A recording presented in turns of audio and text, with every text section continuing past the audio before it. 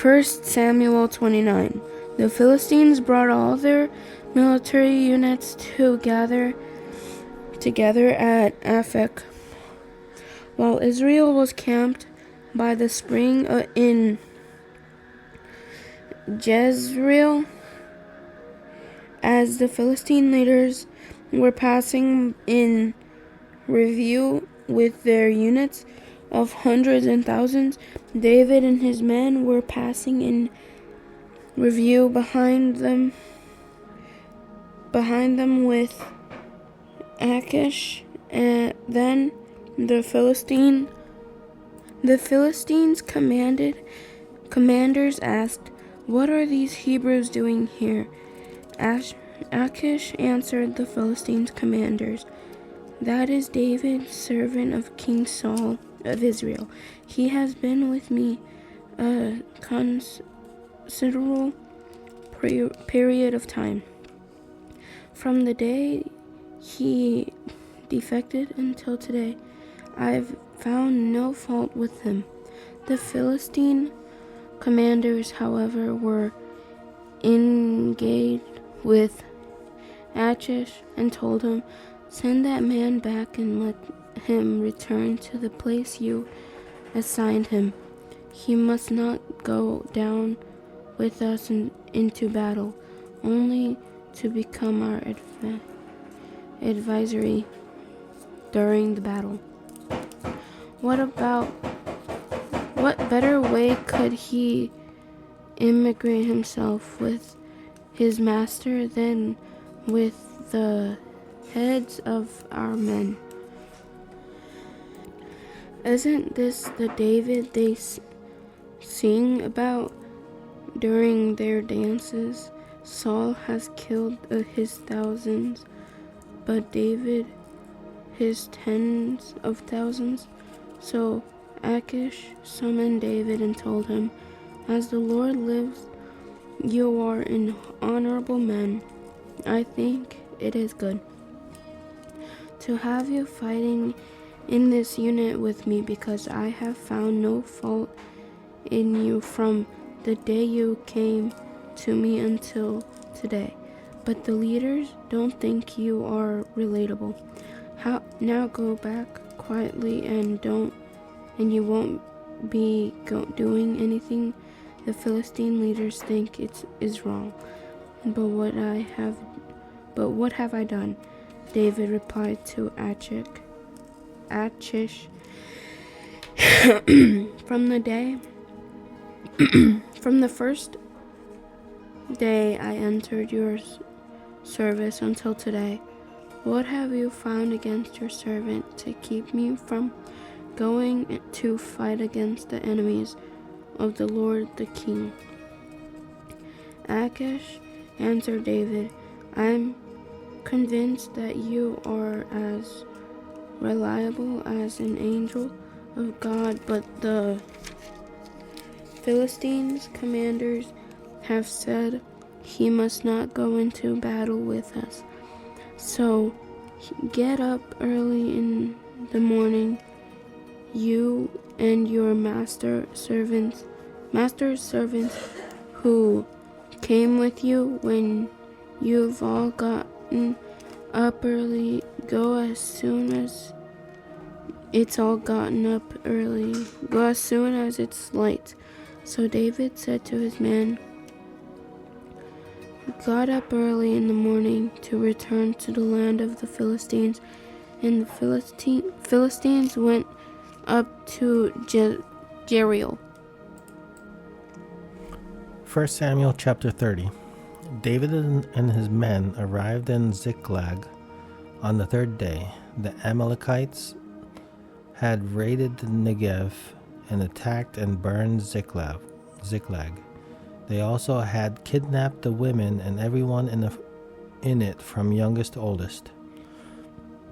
They had killed no one, but had carried them off as they went on their way. When David and his men arrived at the town, they found it burned. Their wives, sons, and daughters had been kidnapped. David and the troops with him wept loudly until they had no strength left to weep. David's 2 wives, Ahinoam the Jezreelite and Abigail, the widow of Nabal the Carmelite, had also been kidnapped. David was in an extremely difficult position because the troops talked about stoning him, for they were all very bitter over the loss of their sons and daughters. But David found strength in the Lord his God. David said to the priest Abiathar, son of Ahimelech, "Bring me the ephod." So Abiathar brought it to him, and David asked the Lord, "Should I pursue these raiders? Will I overtake them?" The Lord replied to him, "Pursue them, for you will certainly overtake them and rescue the people."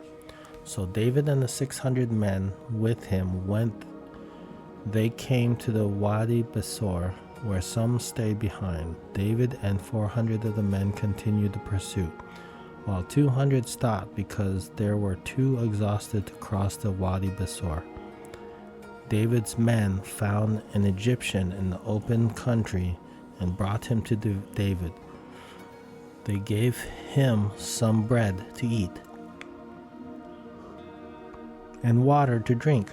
Then they gave him some pressed figs and 2 clusters of raisins. After he ate, he revived, for he hadn't eaten food or drunk water for 3 days and 3 nights. Then David said to him, "Who do you belong to? Where are you from?" "I'm an Egyptian, the slave of the Amalekite man." He said, "My master abandoned me when I got sick 3 days ago. We raided the south country of the Cherethites, the territory of Judah, and the south country of Caleb, and we burned Ziklag." David then asked him, "Will you lead me to these raiders?" He said, "Swear to me by God that you won't kill me or turn me over to my master. Now I will lead you to them." So he led him, and there were the Amalekites spread out over the entire area, eating, drinking, and celebrating because of the great amount of plunder they had taken from the land of the Philistines and the land of Judah. David slaughtered them from the twilight until the evening of the next day. None of them escaped except 400 young men who got on camel and fled. David recovered everything the Amalekites had taken. He also rescued his 2 wives. Nothing of theirs was missing, from the youngest to the oldest, including the sons and daughters and all the plunder the Amalekites had taken. David got everything back. He took all the flocks and herds which were driven ahead of the other livestock, and the people shouted, "This is David's plunder." When David came to the 200 men who had been too exhausted to go with him, and he had been left at the Wadi Besor, they came out to meet him and to meet the troops with him. When David approached the men, he greeted them. But all the corrupt and worthless men among those who had gone with David argued, because they didn't go with us. "We will not give any of the plunder we recovered to them, except for each man's wife and children. They may take them and go." But David said, "My brothers, you must not do this. With what the Lord has given us, he protected us and handed us over the raiders who came against us. Who can agree to your proposal? The share of the ones who goes into battle is to be the same as the share of the ones who remain with the supplies. They will share equally." And it has been so from that day forward. David established this policy as a law and an ordinance for Israel, and it still continues today. When David came to Ziklag, he sent some of the plunder to his friends, the elders of Judah, saying, "Here is a gift for you from the plunder of the Lord's enemies." He sent gifts to those in Bethel, in Ramoth of the Negev, and in Jatir, to those in Aror, in Siphmoth, and in Eshtemoa, to those in Rakal, in the towns of the Jerahmeelites, and in towns of the Canaanites, to those in Hormach, in Borashan, and in the Athak, to those in Hebron, and to those in all the places where David and his men had roamed. 1 Samuel chapter 31. The Philistines fought against Israel, and Israel's men fled from them and were killed on the Mount Gilboa. The Philistines pursued Saul and his sons and killed his son, Jonathan. Abinadab and Malchishua. When the battle intensified against Saul, the archers found him and severely wounded him. Then Saul said to his armor-bearer, "Draw your sword and run me through with it, or these uncircumcised men will come and run me through and torture me." But his armor-bearer would not do it because he was terrified. Then Saul took his sword and fell on it. When his armor-bearer saw that Saul was dead, he also fell on his own sword and died with him. So on that day Saul died together with his 3 sons, his armor-bearer, and all his men.